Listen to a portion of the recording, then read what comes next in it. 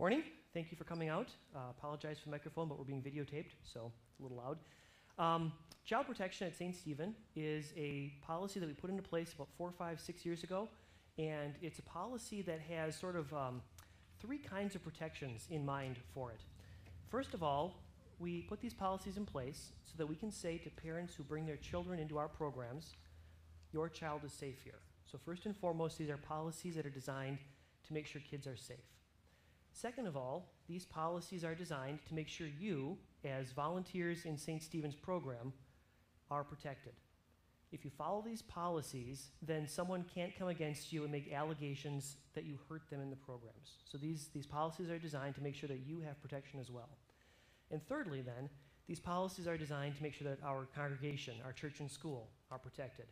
So we put these policies in place, first and foremost, for the safety of children, second, for your safety, third, for the safety of our congregation. We're going to do three things today. We are, first of all, going to take kind of a scary look at what child abuse looks like. So we're going to spend some time looking at indicators of abuse, how you might know that a child is being abused.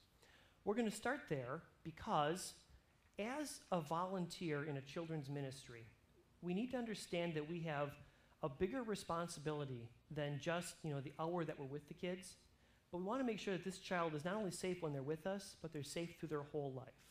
So we want to be advocates. We want to be champions for children. So we want to be always alert for the way that children are being taken care of. To do that, we have to be able to know what abuse looks like.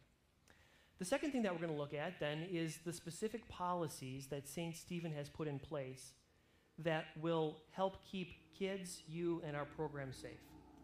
And the third thing that we'll do is we'll answer some questions about what do I do if I suspect a child that I'm taking care of has been hurt, has been abused. So we'll talk about reporting. Those will be the three things we talk about. So we start with the scary part. We start with signs of child abuse. We'd like to first of all have a definition of child abuse, and our policy uses a very broad definition. This is from the Centers for Disease Control, which says that child abuse is harm to or neglect of a child by another person, whether adult or child. So when a child is harmed or their needs are not met, that is, they're neglected, that constitutes a form of child abuse. Notice that the definition says that abuse can happen either at the hands of an adult or a child. This is particularly important. You young ones, of course, know this from school, that bullying is a real problem. Maybe you never really thought it through that bullying becomes a form of child abuse. It's one child abusing another child. So we need to be aware of this, and we need to be watching for this and understand that any kind of harm to a child is, in a sense, a form of abuse. Here's a quotation from Dr. David Finkelhor of the Boy Scouts of America. He says, "We now think of child abuse in a much broader way, as treatment of a child or parenting practices that cause harm to the child and violate social norms or conventional practices about the way children should be treated." So we have a fairly broad definition of what constitutes child abuse. Child abuse falls into four broad categories. The first one is outright physical abuse, that a child's body is being hurt. The definition that we work with here is that physical abuse is non-accidental physical injury to a child. We'll have to come back to that word non-accidental in just a few moments, but hold on to that one. We're talking here about the purposeful hurting of a child. Neglect is the failure to provide something that a child needs for his overall well-being, for his safety, his health, his general well-being. So physical abuse is actually hurting the child. Neglect is failing to give the child all the things the child needs to have a successful run at life. Thirdly, there is sexual abuse.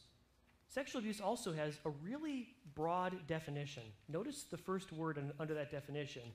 Sexual abuse is defined as any sexual act between a child and an adult or a person who is substantially older. So, for instance, there are state laws that regulate whether a 14-year-old can date a 20-year-old. Because of the age imbalance, the state has said that constitutes abuse. There's too much difference in age there, and a child is being harmed by an adult. Okay? So sexual abuse, any sexual act between a child and an adult or a person who is substantially older. And finally, there is emotional abuse. And emotional abuse are actions which significantly harm a child's emotional status or self-image. So for instance, emotional abuse is a child who is constantly told you're worthless, you're no good, and lives in an environment where they're constantly being put down and constantly having their self-image devalued. Okay, that's emotional abuse. Now, we can look for a certain pattern of symptoms that say, this child might be abused, this child might be suffering. So this slide is important because it tells us that we have to be careful here. One of the things that we expect from the volunteers in our programs is that they're going to bring a certain amount of wisdom and a certain amount of godly common sense with them. So, as we discuss the signs of abuse, that is how you know abuse is happening, it's important to note that very few of these findings are totally specific for abuse. That means that we could see these things in a child who's not being abused, and the opposite is also true. A child can be a victim of abuse and show none of these signs. So what does that mean? Well, if Gregory wakes up in the morning here, and he has a fever, and his mom runs out of the room freaking out, he's got the swine flu, he's got the swine flu. Well, that's possible, right? The fever is a symptom of the swine flu. But the fever is also a symptom of a common cold or the chicken pox, right? A fever is a symptom for a whole bunch of sicknesses. He could have 25 different things, not necessarily the swine flu. So the fever is a symptom of a disease, but not the symptom of the disease. You have to put sort of a whole picture together and say, here's how we know what he has. The same thing is true with abuse. We're going to look at some things that are indicators that a child might be abused. One of these things by itself might be explained.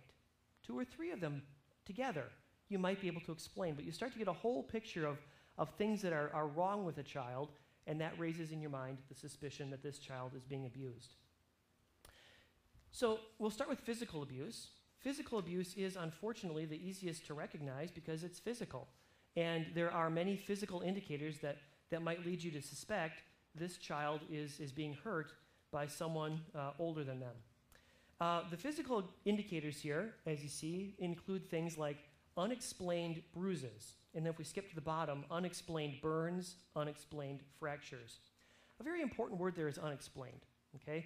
If you're watching 4-year-olds, for instance, okay, 4-year-olds tend to fall a lot. I don't know if you've noticed this or not. They often have a problem with stairs. So if you look at your average 4-year-old, they've typically got bruises up and down their shins. Okay? Those are easily explained. What happened to your shins? I tripped on the steps. Okay, that makes sense, right? Places that it's not usual to bruise would be, for instance, your upper arms or your lower arms, the fleshy parts of your body. It's not quite so normal to bruise there. Those parts of your body don't bruise as easily. So you start to say, that bruise doesn't seem to match the explanation you gave me. Or that cut doesn't match the explanation you gave me. You sometimes see this in the case of abused women. They will often have stories about how they ran to a wall, or they walked into a door or something. And as you look at the pattern of injury, you say, but that's not consistent with what you just described. That looks like someone abused you, okay? So unexplained bruises, unexplained burns, unexplained fractures, cuts, anything that doesn't fit quite right. Because we have to be careful here. Children, of course, are given to accidents. It happens, right? Probably several of you have broken a bone over the course of your life, right? You've had cuts, right? But it wasn't because someone abused you, it's because you had an accident. So you have to be careful with that. Unexplained is important as you look over these things. The second bullet point in that left column, human bite marks. This is going to be probably a pretty good indicator that this child is being abused. There might be a logical explanation. How'd you get that bite mark? My little brother bit me. Well, sometimes that happens, but that's going to be a little more unusual kind of thing. Bald spots, if a child is missing hair, not because mom got too close with the clippers, but because it looks like someone pulled a piece out because they grabbed him by the hair and pulled them, that would be an indicator of physical abuse. Children who are being abused might act in certain ways too. So in the right-hand column, you have a series of behavioral indicators. A child who's being abused might actually try to cover the abuse up by hurting himself and by being self-mutilating. That way he has an explanation of why things are going on.